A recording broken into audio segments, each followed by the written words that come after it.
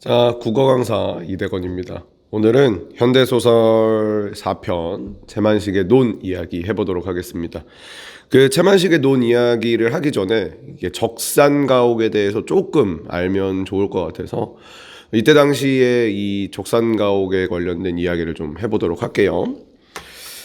우리가 토지가 있다 칩시다. 자, 여기 이만큼 땅이 있어요. 땅이 있는데 이 땅 누구 거냐는 거지. 이 땅이 지금 내 거라고 할게요. 지금은 조선시대라고 하고, 그럼 이 땅은 내 거예요. 그럼 이 땅은 누구한테 받았죠? 우리 아버지한테 받았어요. 아버지는 그 아버지한테 받고, 그 아버지는 그 아버지한테 받았을 거예요. 대대로 물려오던 내 땅이에요. 물론 국가가 조선시대 때 세금을 많이 가져갔죠. 그렇죠? 어쨌든 이건 내 거예요. 물려받은 거니까. 자, 근데 이 내 땅이었는데 일제강점기가 되면서 이 땅을 일본이 억지로 많이 수탈해 갔었어요. 그래서 수탈해 가고 일제강점기가 끝났습니다. 그러면 나라는 이 땅의 주인을 원래 나에게 돌려주는 게 맞아요. 근데 우리나라에서 이걸 어떻게 했냐면 뭐 땅뿐이 아니라 뭐 공장이나 집들도 당장에 우리가 전쟁이 갑자기 끝났으니까 일본인들이 갑자기 싹 빠져서 일본으로 쪼짜작 하고 들어갔단 말이에요. 그럼 공장도 안 굴러가고 집도 그냥 비어 있고 땅도 그냥 남아 있는 거예요. 당장에 이 땅을 굴려서 농사를 짓지 않거나 공장을 돌리지 않으면 의미가 없는 것들인 거잖아. 그래서 이 땅이나 집이나 뭐 공장 같은 걸 원래 주인을 찾아줄 생각은 하지 않고, 왜냐면 그때 정부도 제대로 있지 않았으니까요. 이걸 그냥 경매로 붙여서 팔아요. 유상분배해버려. 적산이라고 하는데. 그러니까 원래 나는 되게 웃긴 거지. 원래 내 땅인데 나한테 국가가 돌려주지 않고 이걸 경매에 붙이는 거예요. 자, 이 공장이 예를 들어 이 공장이 껌을 만드는 공장인데 이 공장이 1년에 수익이 1,000만 원이 나요. 자, 근데 이 공장 사실 분 원래 일본인 거였는데 일본인이 나가서 아무도 없어요. 경매 붙입니다. 1년에 1,000만 원 납니다. 자, 10,000원부터 시작합니다. 이런 식으로 갖고 있는 일본인의 모든 재산을 빨리 팔았어요. 그러니까 그때 돈이 있는 사람들이 막 그걸 또 막 샀단 말이에요. 근데 그때 돈이 있는 사람들이 남한 측에는 친일파였던 경우도 되게 많아요.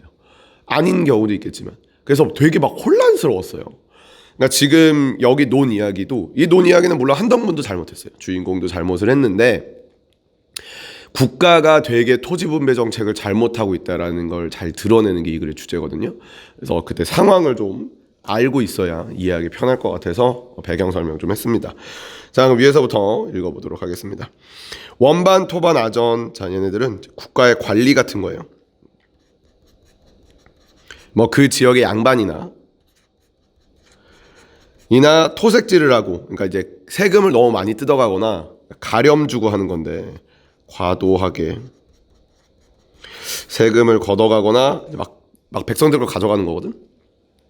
붙잡아 때리기나 하고 교만을 피우되, 세미는 세금이죠. 세금이라는 건 국가의 이름으로 꼬박꼬박 받아가면서 백성은 죽은 채 모른 채 하고 살아야 하는 나라의 백성으로 살아보았다. 그러니까 내가 조선시대도 겪어봤어 하고 한덕문이 생각하는 거야. 근데 조선시대도 백성을 위하지 않았어. 백성을 수탈했지. 천하의 오랑캐, 애비자식 간에 맞담비를 하고 남매 간에 혼인을 하고 뱀을 먹고 사는 외인이 지가 주인이랍시고 교만을 부리거나 순사와 헌병이 칼바람에 조선 사람들 개돼지 취급하고 공출, 막 세금을 막 가져가고 징용하며 복가되는 일본이 우리나라다. 나는 일본의 백성이다. 막 그런 것들을 하는 나라의 백성으로 살아보았어. 일제 강점기도 겪어보았어. 결국 그러고 보니 나라라는 게 내 나라든 남의 나라든, 그러니까 백성에게 고통을 주는 건 똑같아. 그러니까 사실 조선 후기에는 정책을 좀 많이 잘못해서 백성들이 힘들었으니까 고마울 거하게 전혀 없는 물건이야. 그러니까 사실 여기는 조금 생각하기 나름인데, 이것만 보면 한덕문이 뭔가 이건 괜찮은 생각이잖아 라고 할 수 있어요. 할 수 있는데 사실 그 되게 앞까지 가야 돼요. 되게 앞까지 가서 이걸 위에를 보면 독립이 된 걸 별로 좋아하지 않거든요. 그래서 한덕문은 앞부분을 가지고 왔었을 때 그런 애국의식이 전혀 없는 사람이에요. 그러니까 이런 사람이 주인공이라는 거는 한덕문은 1차 풍자의 대상이야. 한덕문도 좋은 사람이 아니니까.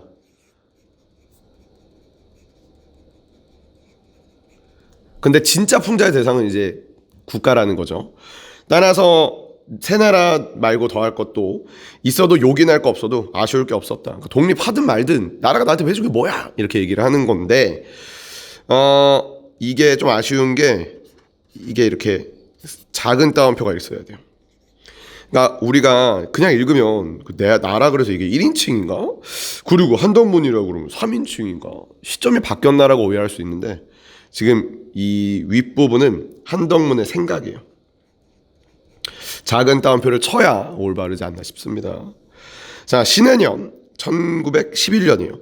경술합방 바로 이듬해였다. 한생원은 그래서 이제 과거로 돌아가서 얘기합니다. 왜냐면은 이 위에 이미 독립을 했기 때문에. 한생원은 젊은 한덕문은 빼앗기고 남는 논 7마지기를 팔아야 될 것 같은 형편에 이르렀다. 그러니까 빼앗겼어요. 막 여기저기서 다 뺏겼고 7마지기가 있는데 그걸 팔아야 될 형편에 이르렀다. 7, 8명이나 되는 식구들이 있었는데 7마지기에다가 남의 논 몇 마지기를 소작하고는 그러니까 내가 7마지기 정도를 소작해서는 아기약식 나쁜 음식만 먹을 수 있었다. 그러니까 이게 여기서 뭐 농사 지은 걸로 뭐 해봐야 뭐 안 될 것 같으니까 그냥 오히려 땅을 팔아버리는 거예요.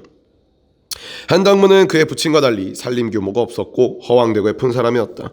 아예 그냥 직접 제시해버리죠. 한덕문의 성격을 직접적으로 제시해버리고요. 그러니까 이걸 통해서 한덕문 자체도 1차 풍자의 대상입니다. 부친 한태수가 죽고 단가산으로 한지 5, 6년 만에 한덕문은 빚이 막 엄청났다. 빚은 살림에 보태느라 진 빚은 아니었고 허황되고 예쁘고 막 술과 노름도 좋아해요. 좋은 사람이 아니야.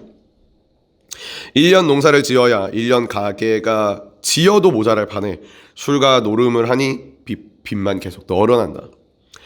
이 매갓은 이 7마지기 땅이 있었다 그랬잖아요. 요거를 한덕문이 길천인데 요것도 좀 아쉬운 게 괄호치고 좀 써주지. 이 길천이라 그러면은 사람이 우리나라 사람인 줄 알잖아. 일본인이야, 일본인.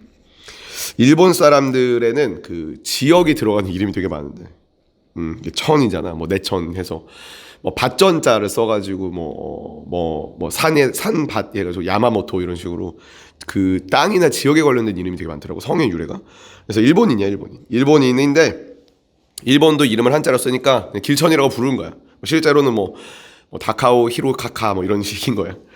논을 팔았던 이듬해인지 돈이 아쉬워서 또 어수룩하게 비싼 값에 그냥 팔아 넘겼다. 그러니까 밭을 팔았어. 한덕문은 자기 땅을 팔았어. 근데 광복이 되고 그 땅을 되돌려 달라고 하거든. 한덕문은 잘못했어. 받을 수 없어 그건. 길천이는 그 매갓에다가 낙엽송을 심어서, 자 이게 주어야. 낙엽송은 길천이가 심은 거야. 30여 년이 지난 지금 와서 아주 큰 살림이 되었다. 늙은이의 총기요 논을 다시 되찾았다는 것. 자 여기서 이제 늙은이는 한덕문을 얘기하는 건데, 한덕문은 이렇게 생각합니다. 일제강점기가 끝났어. 그럼 이 논은 내 거 아니야? 누구 거? 내 거 아니야? 라는 생각에 정신이 팔려서 막 잠깐 매가 생각에 미쳐 하지 못했던 모양이다. 마침 전신주감 곳곳 낙엽송이 들어서고 베개 아까워 보이는 나무였다. 그러자 이제 가서 야 이 불안당 놈들아, 이 땅을 벌목한다는 놈이 누구냐? 한덕문이 이렇게 화를 냈거든요. 사실 자기 땅도 아니잖아. 근데 막 화를 내요. 비틀거리며 고함을 치고 오는 한생원은 사람들이 영문은 모르죠. 왜냐면 이건 길천이 거였으니까. 정확히 말하면 길천이가 다른 사람한테 팔고 일본으로 갔거든. 손을 멈추고 뻔히 바라본다. 이놈 너라구나! 하고 이제 벌목 주인에 달려들어 지팡이를 휘둘러댄다. 나이가 많이 먹었어요. 늙은이야, 늙은이. 명색의 읍내 사람이라서 촌투성이 무단에 해거당하며 공수하거나 늙은이 대접하려고 하지 않는다. 아니 늙은이가 환장이나 왜 그러는 거요? 아이 네가 이 매갓에 손댔냐? 뭔 상관이요? 내 상관이 없느냐? 누구 거길래? 내 거요. 이거는 이제 말도 안 되는 그런 억지죠, 억지. 아이 별꼴 다 먹었네. 아니 왜 늙은이 다리 뼈다고 부러지지 말라 뭐 있어? 너 방해하면 내가 다리 부러뜨려 버릴 거야. 날 죽여라. 아니 무슨 내력이요? 말을 해요. 뭐 때문에 야른지, 왜 방해하는지 얘 내력을 말해요. 아니 조선이 그게 길천일 것이라도 조선이 독립이 됐으니까, 이게 이제 한덕문의 주장이죠. 억지 부리는 거죠. 내 거 아니요. 아니 조선이 독립이 됐는데 어떻게 한덕문 것이요? 아니 길천인들 1인들 땅을 내놓고 갔으니까 원래 임자가 차지하는 게 옳은 거 아니요? 그러니까 원래 임자가 차지하는 건 옳은 게 맞아. 그러니까 국가가 잘못했다고. 근데 한덕문은 이걸 팔았잖아. 그러니까 한덕문도 억지를 부리는 거야. 아니 이 메갓을 전에 길천이한테 팔았다? 그래서 아니 1인이 땅을 내놓고 가니까 다시 자기 가져가겠다? 그래서 아니 뭔 개같은 소리오. 아니 나는 길천 농장 살림 관리인 강태식이한테 길천이가 이렇게 넘겼어. 그러니까 이건 지금 강태식이 땅이야.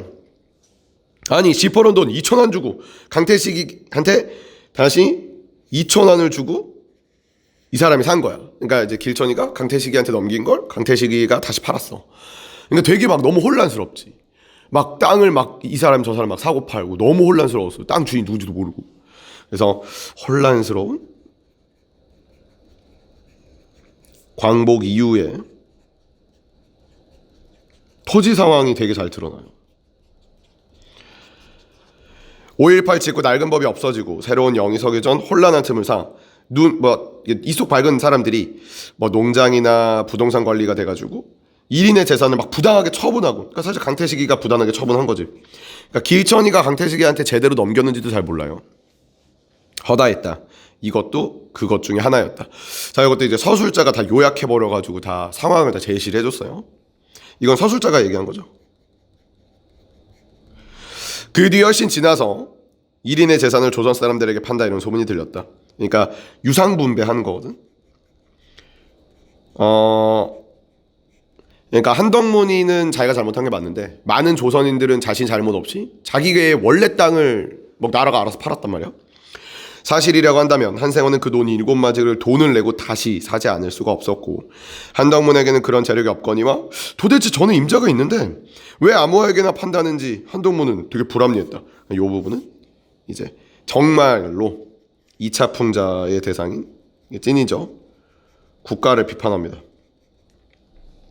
한덕문은 주먹에 불 끈지고 구장에 갔다. 아니 1인들이 내놓은 걸 백성에게 사라고 했다면서요? 자세히 모르겠지만 그렇게 될걸요? 해방 후 새로 낸 구장의 대답이었다. 아니 그런 법이 어딨어? 나라가 그랬대죠. 나라가?